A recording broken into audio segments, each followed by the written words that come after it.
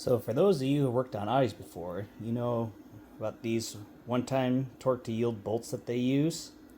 What I found with these is that they have a tendency of stripping in the cylinder heads depending on what the thread size is.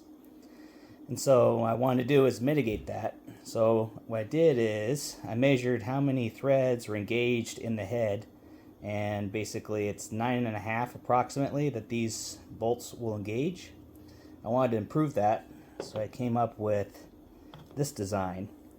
So basically it's a stud to take its place. It's not a torque to yield, and you can reuse these, which are nice. But I also put a little hex head on the top. This is a unfinished one that's a little easier to see. But the intent is with this one is this can actually engage. I already pre-installed these before, and they will engage about 45% more threads than these stock ones. So not only are you gaining extra strength in the threads and you're using this, or putting less stress on them, that'll also increase your chances of the threads lasting. And then the beauty with these is you can reuse them over and over. So they're not like torque to yield like these. So the reason why you can use them over is these have a different type of an alloy. These are a higher strength, have a higher yield point, and they still have the same elastomeric properties as the stock ones, so they still will stretch just as much as the stock ones, giving you that spring effect that Bosch wants to compress on their seals. It's just this has a higher yield point, so it'll actually take the stress on it, and it can be reused. These are a stainless alloy, and I have them titanium nitride coated to help prevent any galvanic corrosion concerns. Even though it's dipped in oil in a very low acidic condition, I wanted to be extra cautious.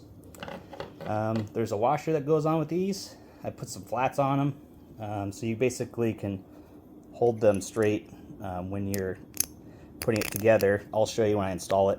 And I just got standard ARP, standard 12-point nuts that go on these, and so on and so forth.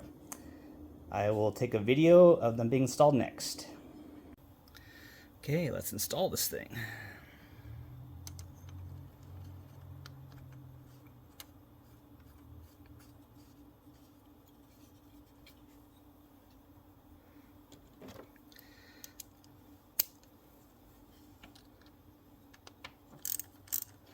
I'm just gonna run it down to the bottom of the threaded hole until it's really loosened, but just very low snug. I'm just gonna do it just enough so that I know it's bottomed out. No torquing.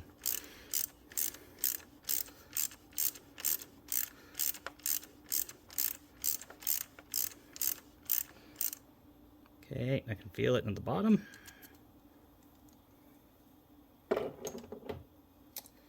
Now I'm going to throw a little grease on the threads and on the bottom of the washer.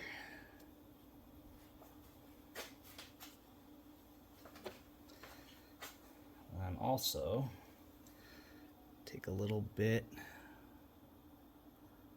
the bottom of the nut.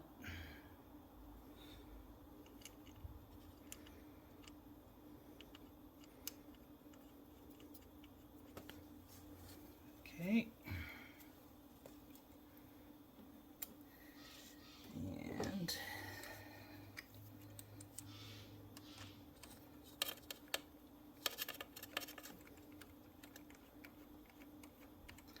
run that to the bottom.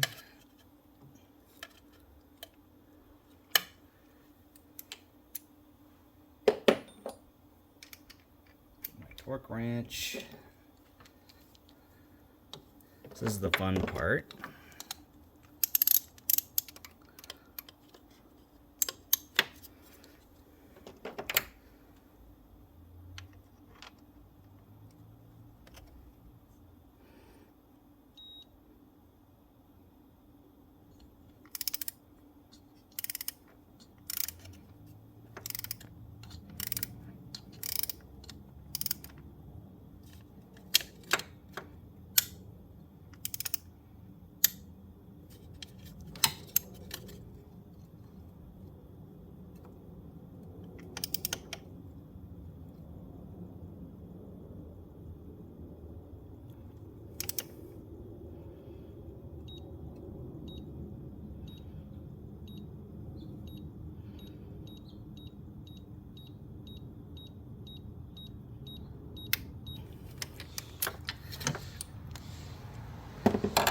That's one installed. The number I came up to, it was actually from some testing I did on the side. But basically I torqued an original stud to see how much downforce it did, and then with the larger threads and with this particular setup with the friction involved, I determined it was 15 Newton meters it needed for this particular setup. And then just rinse and repeat for the rest.